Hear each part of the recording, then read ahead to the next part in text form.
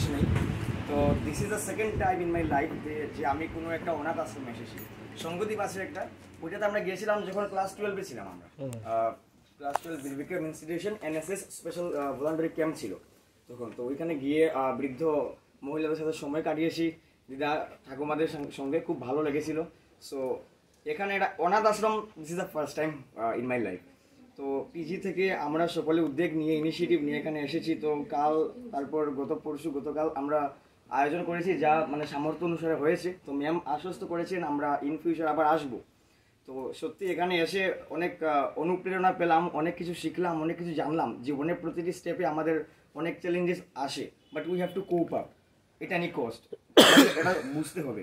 তো এই যে মানে জীবনের কত ফেজ আছে, মানুষ কি করে নিজেকে মানে পরিস্থিতির সাথে অ্যাডপ্ট করে, adaptability, this is one of the most important factors, যে আমাদেরকে ওইটা জানতে হবে। যে কোনো পরিস্থিতি আসুক লাইফে, ভেঙে গেলে চলবে না, কারণ জীবন কোথাও না কোথাও থেকে শুরু হয়ে যায়।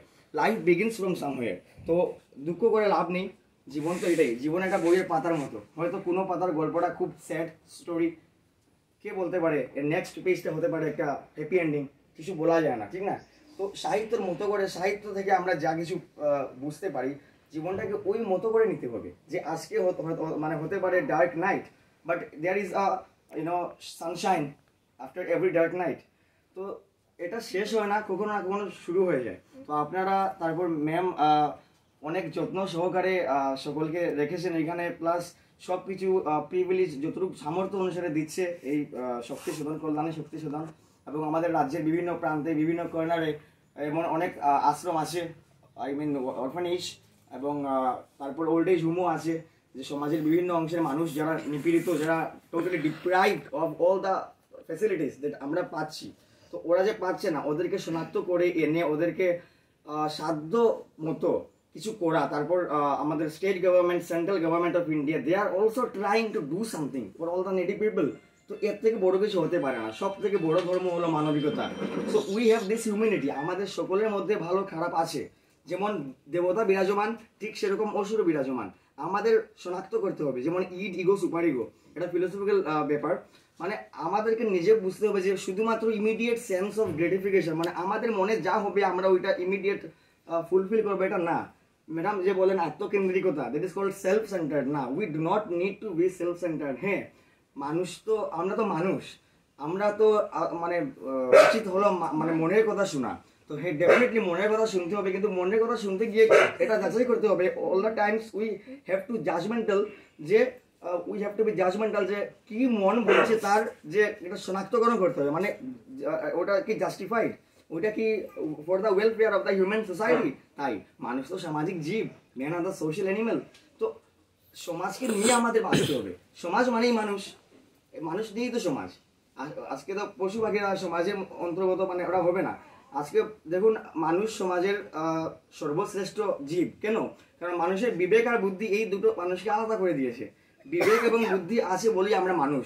তো ওইটাকে আমরা সঠিক রাস্তায় নিয়ে যেতে হবে। আত্মকেন্দ্রিকতা তো পশুরও আছে। একটা কুকুরকে দেন, দুটো কুকুর আছে, একটা মাংসের পিস ছুড়ে দেন, দুটো এসে চলে যাবে, দুটো আসবে, যে কে মানে কার আগে খায়। মানে ওর দুটোর মধ্যে এই বিবেকটা আসবে না, না আমি ওকে আগে খাওয়াই, বাট বা একটা 50% করো, হাফ করে দিই। কিন্তু এটা আমাদের মধ্যে আসে। হ্যাঁ, আমি খেতে বসলাম কিছু, আমার বন্ধু আসলো, কি রে কি করছিস? আচ্ছা ভাই চল, আমার কাছে আছে কিছু চানাচুর, চল মুড়ি মেখে তোকে একটু দেই, আমি একটু খাবো। তো ওই যে বিবেক, ওই যে ওটাকে কি বলা হয়, মানে শেয়ারিং। হ্যাঁ, শেয়ারিং ইজ কেয়ারিং। ওকে, তো ওইটাই, ওই শেয়ার করা বা ওই যে মানসিকতা, ওইটা ফুটিয়ে তুলতে হবে। এবং ওইসব মানসিকতা ফুটিয়ে তোলার জন্যই এইসব জায়গা, যেমন এই আমরা আসলাম, এখানে আসলে ওই বলা হয় না, একটা ইন্ট্রোস্পেকশন হয় নিজের মধ্যে, নিজে অন্তর্নিহিত শিক্ষার বিকাশ ঘটে। শিক্ষা তো জীবনেরই প্রক্রিয়া, শিক্ষার শেষ নেই। যেমন আজকে আমি আসলাম এখানে, this is new phase of education that I have got really. So নিজেকে অনেক গর্বিত বলে মনে করছি। জীবনের শেষ মুহূর্ত অবধি মনে রাখবো আজকের এই দিনটা। আর মানে এটাই মনে রাখবো যে হ্যাঁ, কোনো না কোনো কিছু তো জাস্ট একটা কিছু করি আর না করি, just I have just bin a part of this particular event. তো এসব জায়গায় আসলে নিজের মনটাকে আরেকটু উদার করার সুযোগ যেমন কোথা থেকে আমরা। তো আমি সবাইকে বলবো, আরও আমরা উদ্যোগ নেব। যেহেতু হতে পারে this is the last semester of us, আমরা কলেজ থেকে বেরিয়ে যাবো, কিন্তু আবারও আমাদের ভাই বোনেরা আসলে তাদের সাথে আমরা আবার আসবো। ম্যাম আশ্বস্ত করেছেন আবার আসবেন, সকলেই আসবো আবার সম্মিলিতভাবে, সম্মিলিত প্রয়াসে এই হোম যাতে আরও ভালো হয় তো সেদিক দিয়েও খেয়াল রাখবো। তারপর আমাদের স্যার তো বললেনি উনি 3 বছরের উইদাউট ফান্ডিং করাবেন, তো আরও ডেফিনেটলি স্টুডেন্টস বেরোবে, ভালো ভালো সায়েন্স স্টুডেন্টস বেরোবে এখান থেকে, কলেজে যাবে। তো আমিও যদি কিছু পারি আমার তরফ থেকে আমি চেষ্টা করব। আর সকলে ভালো থাকবেন, আপনাদের এই প্রচেষ্টাকে সাধুবাদ জানাই। Heads off to all of you এবং নমস্কার।